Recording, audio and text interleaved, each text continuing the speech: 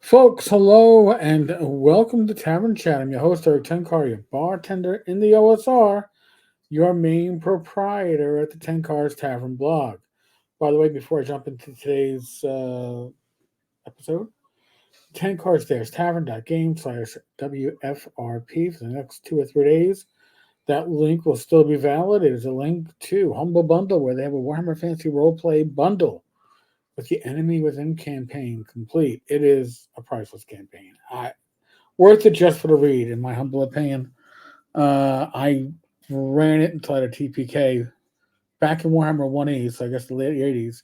It was spot on awesome. Can't believe that's, wow, 35 years ago, probably. Holy crap. In any case, we have an article up in N-World, but actually the source of the article is ICv2, and I'm just going to throw this out here as I go through this.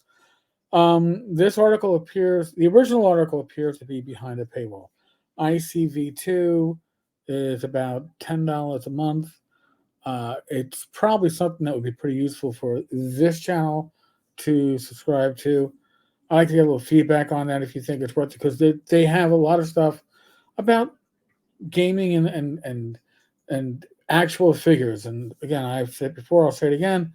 I do statistics, crime stat, ComStat for a number of years in the NYPD, and I do have a mind that grasps how these numbers look.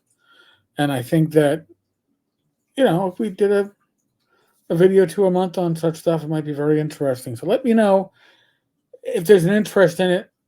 I'll put down the hard-earned bucks. But in any case, this is an article from N-World. I will include the link to the article in the details of this video.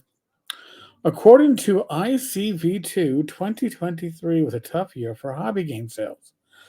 Now, they cover the US and Canadian game market as if it's one market. A lot of markets do that.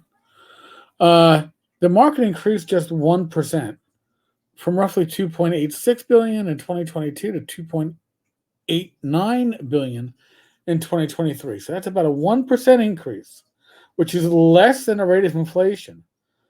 So that means that the market essentially shrank in 2023. You're not really hearing that, but that's what they're saying. Now, the hobby game sales channel is defined as specialist game and card stores. It does not include Amazon or direct sales. It does include Kickstarter. All right, so it's got a good coverage, and Amazon numbers are, I don't know. I don't know how accurate they are, but it's an interesting thing that you're told exactly where these sales. These are your hobby stores. These are your special stores. Um, and this is Kickstarter. Kickstarter is huge. Now that being said, who doesn't do Kickstarters? Well, Watch doesn't do Kickstarters. Yet the number one TTRPG in 2023 was still WotC. So you know that these numbers, at least it counts as a placing, isn't bad. Paizo's Pathfinder was number 2. Cyberpunk Red was number 3. World of Darkness, in all its various flavors, came in at number 4. Starfinder came in at number 5 from Paizo. Warhammer 40K, this isn't Warhammer Fantasy Roleplay, but Warhammer 40K, and that again is multiple flavors, from Cubicle 7 was number 6. Marvel Multiverse Role Playing, which I haven't seen much attention paid to, number 7. Kobold 5 ebooks. So even though Kobold is publishing for 5e, these aren't counted as Dungeons and Dragons books. These are counted as Kobold. Number 8, Call of Cthulhu. Number 9, Pirate Borg. Never even heard of Pirate Borg. I'm guessing it's something that's linked off of Mark Borg. I have no idea. I'll have to look into that. Number 10. The only 2 categories to grow in 2023 were collectibles and miniatures. Now, all other categories, board games, card games, role-playing games, were down. Well, that says a lot right there. When it comes to card games, who's the big player? WotC, Magic the Gathering. When it comes to role-playing games, who is the elephant in the room? WotC, 5e, D&D. ICv2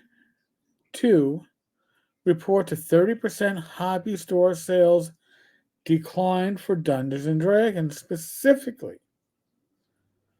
citing the impending new edition. Now, folks, just to put this in perspective, these are 2023 numbers. 2024 numbers aren't going to include any of the new edition until September. The last quarter is when D&D Forever Player's Handbook releases. So you've got another 3 quarters of falling sales. Citing the impending new edition and lackluster movie performance. Well, yeah, sadly. And the tail end of a pandemic-fueled high. That's huge, too. They also report that while the OGL crisis of last year impacted some lifestyle gamers are generally those of us that are hooked up to social media and talk about the hobby in social media. We read articles, we're on top of stuff. The average player isn't so much so. Newer players as a whole were oblivious to the situation. And you know what? That's how things would have been back in the 90s without the internet. You know, when Gary got kicked out of TSR, there was, you heard, the only news you got was from the gaming magazines. And what's the biggest magazine? Dragon. You weren't getting news.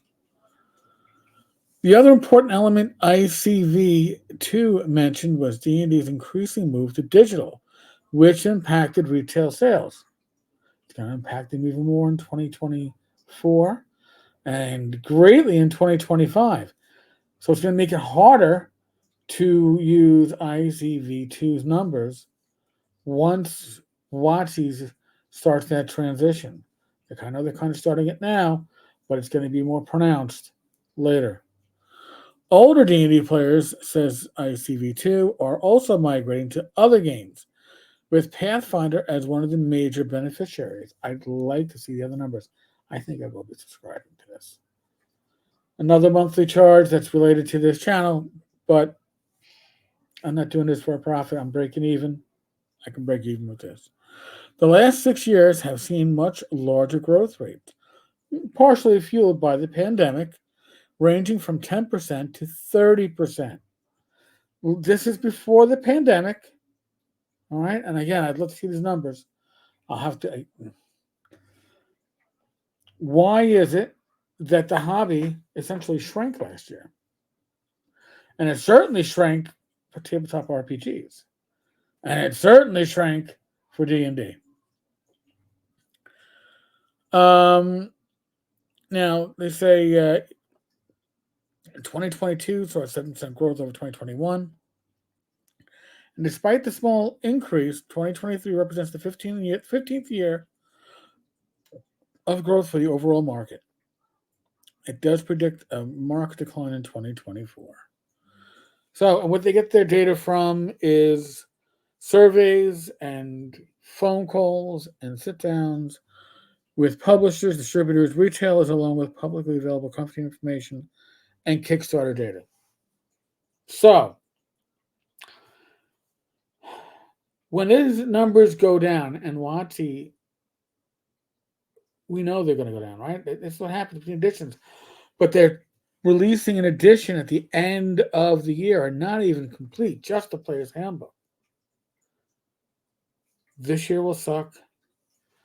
And next year, I suspect, even with the new edition, the suckage is going to continue. Does that mean that your OSR publisher is going to be suffering?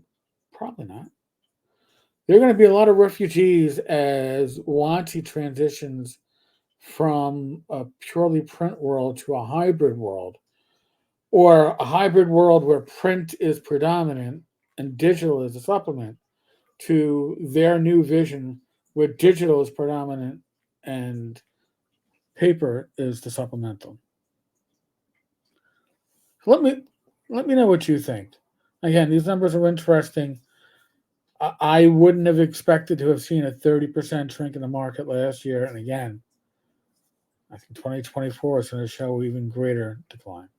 But I could be wrong. Let me know what you think. Oh, yeah, and happy Easter. I almost forgot about that. Happy Easter. All right, folks. Be safe, be well. God bless. Roll those dice, roll them well. Back again tomorrow with another video. God bless. Laters.